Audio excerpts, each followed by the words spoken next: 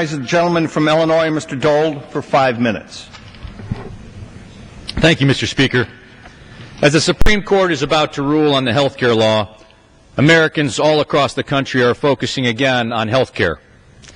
Health care makes up about 1/5 of the United States economy, and it is increasingly taking up a larger share of our federal budget. So it's important that we look to implement strategies that bend the cost curve down. Scientific research over the years has enhanced our understanding of disease and has continuously led to many breakthrough treatments.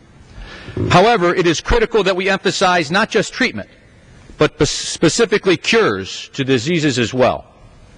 Last year, the United States government spent just under $32 billion to help the National Institute of Health carry out its critical mission, seeking fundamental knowledge about the nature and behavior of living systems, applying of that knowledge to enhance health, lengthen life, and reduce the burdens of illness and disability.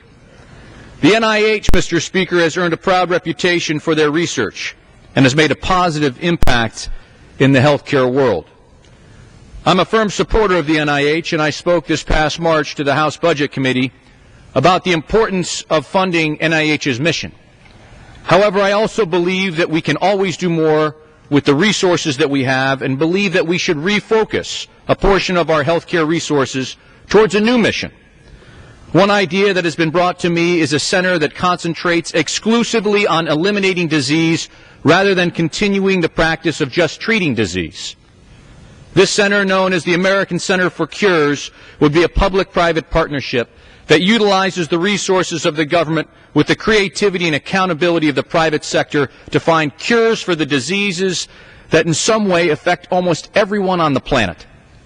Diabetes, Alzheimer's, Parkinson's, just to name a few.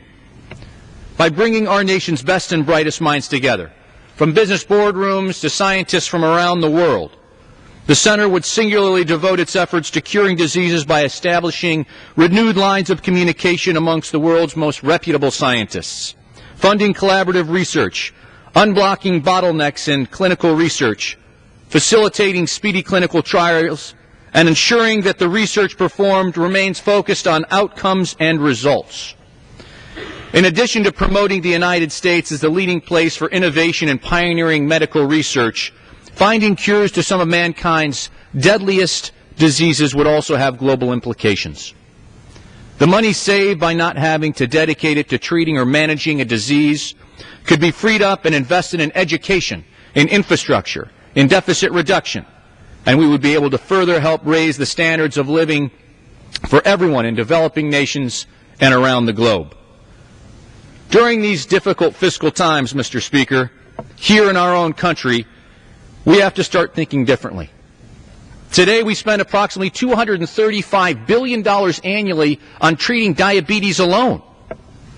Think about the cost if we add Alzheimer's and Parkinson's. If the American Center for Cures could find a cure, think about the possibilities.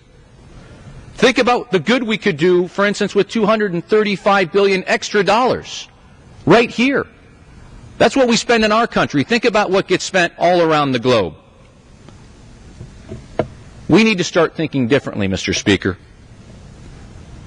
Change is hard, and change in Washington is even harder.